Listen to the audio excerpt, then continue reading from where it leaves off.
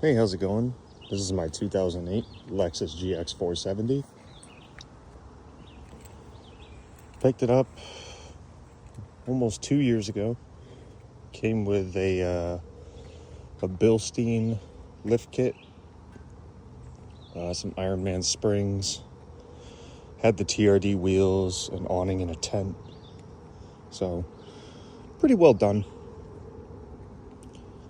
From there, I went ahead and got a set of King coilovers. I didn't buy them new. They were a marketplace find, and then I just bought like bearing spacer rebuild kits and just kind of renewed the bushings and stuff. And that was well worth the money. I've never driven a vehicle that has suspension like this before, so it's a huge step up. Went with some SPC upper control arms. And I've liked those so far. I've had to replace the ball joints once though, but I did have the outdated style, so I think the serviceable greasable one. And now they changed it to where it's not greasable. So far so good. More that I did in the rear.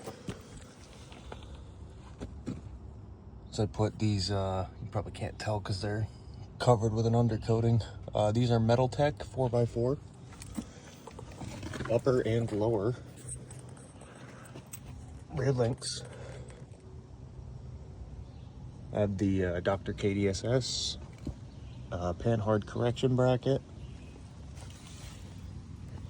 Super cool modification. It was actually probably one of the bigger differences I noticed was after installing that and changing the track bar location.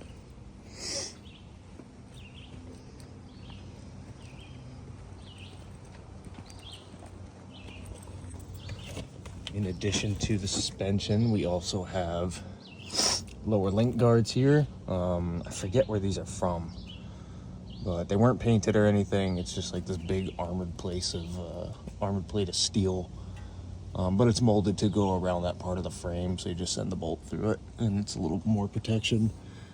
And then I think these are bulletproof fabrication, lower shock mounts. They're meant for an FJ Cruiser, but they work for this. And then we got JW Off-Road,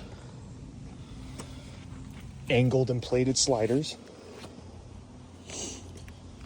And these are probably the most impressive thing that I've put on, I think. They were a little bit above $1,500 maybe. It wasn't too bad. The install is super easy. They give you plenty of hardware to secure it. And then there's a couple instruction videos online that you can find, but you got through bolts and then you have bolts that just hold it onto the frame. But these things are strong. I've supported the entire vehicle from these things multiple times, and even on purpose at work, I've thrown it on the lift in the air just off the sliders.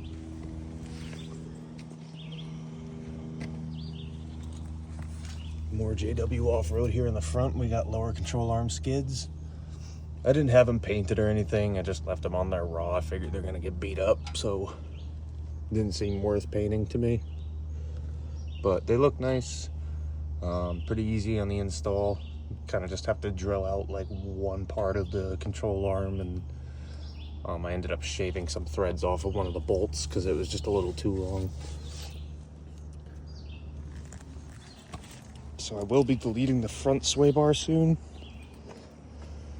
because I deleted the rear, and I guess that's a big no-no on these things. Just don't delete the rear sway bar. So I will be acquiring the 24mm Nolethane sway bar here soon, and then deleting the front. But this thing flexes pretty good. I mean, it's not a Jeep, but it's not bad for independent suspension in the front.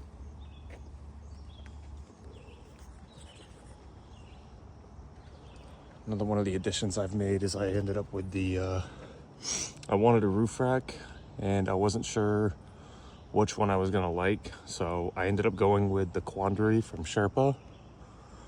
read a lot of reviews online for a long time, and just kind of going through online, the Sherpa just suited me a lot better. I liked all the custom mounts and everything that they had for all the very like specific mounts that were designed to work with other brands, like lighting bar mounts, different tent and awning mounts. And I think now they have grab handles too, so I'll probably pick up a set of those.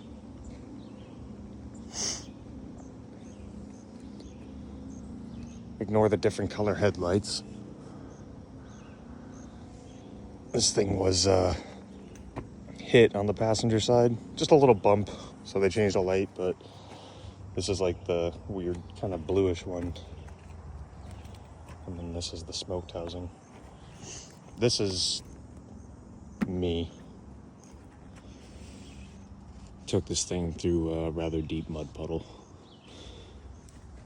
but it survived at the end of it all. Got some diode dynamic fog lights here. These things are incredible. Good beam cutoff. I believe they're a wide angle.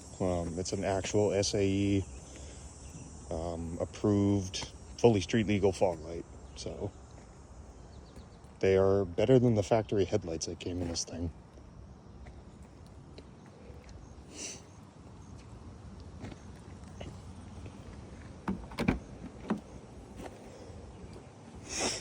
You can see my old front drive shaft here. Went ahead and replaced the front drive shaft and the front CV axles with the 460 ones. Whether that was my choice or that's just what Lexus gave me, but I went ahead and I did the door strut mod. So get a plate of metal, drill a couple holes in it for a mounting plate, and then you just install these little ball studs. And this is a 40-pound strut, I believe. This is the second one. I did have another one and it lasted about a year.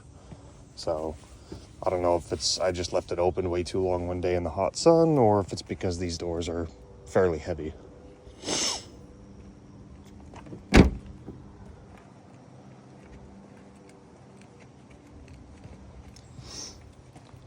As far as interior goes, Mark Levinson sound system, navigation, heated seats. I mean, these things are super nice and super well equipped for their time. And it is a true 3-row vehicle. I just don't have the 3rd row in at the moment. I have this Cross Industries off-road zero drill dash mount. Basically, you remove the speaker and then it gives you mounting hardware to mount a plate to, and then you mount this plate onto another plate. Has these nice dash pads that are really soft. This thing's solid. I got my RAM phone mount on there, and I have this CarPlay screen because my navigation stopped working. So needed something. It's not brilliant. I don't really like it. It was cheap and it was fine. I just wanted to try it, so I'll probably get a better one.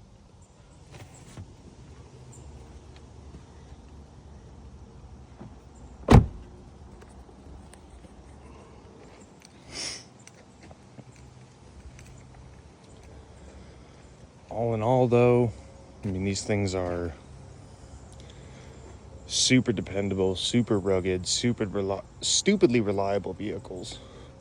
And you get a V8. And if you care to do something like I did that I can't really show, I sound deaden the entire floor of this thing. So floor and then the rear quarters is pretty much all I could get to. But all that sound deadening, you might have added some weight, but I mean, this thing, even with these tires on it, and these are just 33-inch Mickey Thompson all-terrains, this thing is very quiet going down the road. And I can't say that about any Jeep or 4Runner or Tacoma or anything else I've been in. So if you're in the market and you want something that's comfortable, dependable, and capable, get a GX470. I promise you will not regret it.